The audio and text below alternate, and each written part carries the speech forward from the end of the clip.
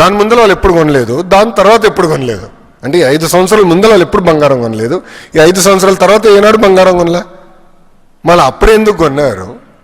అది కూడా 400 కోట్ల రూపాయలు విలువైన బంగారం, ఇంతంత కాదు.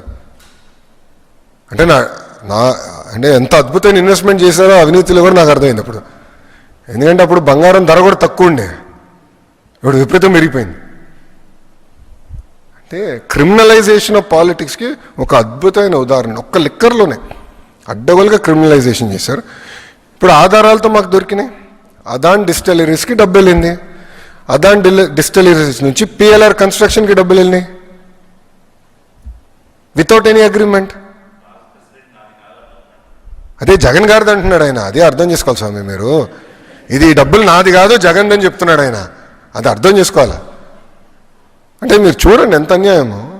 చెక్ అండి, పిఎల్ఆర్కి వెళ్ళింది కాదని చెప్పమనండి, వాళ్ళు నేను ఛాలెంజ్ చేస్తున్నా ఈరోజు. పాపాల పెద్దిరెడ్డిని నేను ఛాలెంజ్ చేస్తున్నాను, రాలేదని చెప్పమనండి, ఐఎమ్ ఛాలెంజింగ్ హిమ్.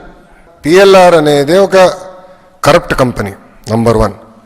వాళ్ళ బిజినెస్ ఏంటి? కన్స్ట్రక్షన్. లిక్కర్ కంపెనీ నుంచి డబ్బులు ఎందుకు వెళ్ళినాయి నాకు చెప్పండి sir, please tell me. Liquor company నుంచి పిఎల్ఆర్కి డబ్బులు ఎందుకు వెళ్ళినాయి? Straight question. వాళ్ళేం కోర్ బిజినెస్ కాదు కదా అది. ఆ డబ్బులు ఎందుకు వెళ్ళినాయి చెప్పమనండి. పాపాల పెద్దిరెడ్డిని నేను ఛాలెంజ్ చేస్తున్నా. నిజంగానే అంత కక్ష ఉంటే 2014 నుంచి 19 మధ్యలో వీళ్ళు బయట తిరిగే పరిస్థితి ఉండేదా స్వామి? తప్పు చేశారు, యాక్షన్ తీసుకున్నాం, దేర్ ఇస్ ద మ్యాటర్. మాకు అవసరం ఏంటండి? ఈరోజు రాజ్యాంగం అందరికీ స్వేచ్ఛ ఇచ్చింది, తిరిగేదానికి అవకాశం ఇచ్చింది. We are implementing constitution of India. Doctor BR Ambedkar గారు రాసిన రాజ్యాంగం మేము అమలు చేస్తున్నాం. ఈరోజు కూడా ఇప్పుడు మీరు ఒకటి గమనించాలి, పోలీస్ అధికారులు ఈరోజు ఏం చేస్తున్నారు? క్రౌడ్ని రెగ్యులేట్ చేస్తున్నారు. ఎందుకంటే అందరిలో ఒకేసారి జగన్మోహన్ రెడ్డి గారు పైన పడితే మళ్ళీ మాకు సెక్యూరిటీ లేదని ఆయనే ఏడుస్తాడు. మళ్ళీ విచిత్రం ఏంటంటే వాళ్ళే డబ్బులు ఇస్తారు, వాళ్ళే ముందిస్తారు, ప్రజల్ని తోలుకొని వస్తారు, మళ్ళీ వాళ్ళే వచ్చి ఆయన పైన పడతారు, మళ్ళీ మాకు సెక్యూరిటీ లేదని వాళ్ళే కంప్లైంట్ చేస్తారు. సెక్యూరిటీ ఇస్తేమో ప్రజలు మా దగ్గరికి రానిట్లేదని వాళ్ళే కంప్లైంట్ చేస్తారు. ఇది ఎంతగా లేదా మీకు?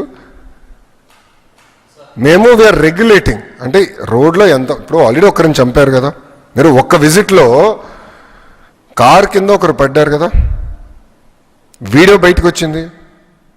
ఆ రోజు కానీ జగన్మోహన్ రెడ్డి గారు దిగి ఆ వ్యక్తిని ఆయన కారులో పెట్టుకొని హాస్పిటల్కి వెళ్ళుంటే ఆ వ్యక్తి ఈరోజు బతికేవాడు. ఒక వ్యక్తి చనిపోయాడు, కనీసం వెళ్ళి ఆ కుటుంబాన్ని పరామర్శించలేదైనా. నంబర్ 2, ఆయన వెళ్తున్న దాంట్లో ఒకరి గుండెపోటు వచ్చి చనిపోయాడు ఆయన కార్యకర్త, ఆయన కనీసం పట్టించుకోలేదు. ఆ ట్రాఫిక్లో అంబులెన్స్లో ఒకటి చిక్కుని ఏకంగా బయటికి రాలేకపోయాడు ట్రాఫిక్ నుంచి. ఇంకొకరు చనిపోయారు. అంటే ఒకరిని పరామర్శించడానికి వెళ్తే 3 చంపేశాడు స్వామి. మళ్ళీ అది జరిగితేమో తప్పు ప్రభుత్వాన్ని, రెగ్యులేట్ చేస్తేమో తప్పు ప్రభుత్వాన్ని. We are following due process of the law. Jaganmohan Reddy గారి లాగా మేము మన గేట్కి తాళ్ళు కట్టట్లేదు.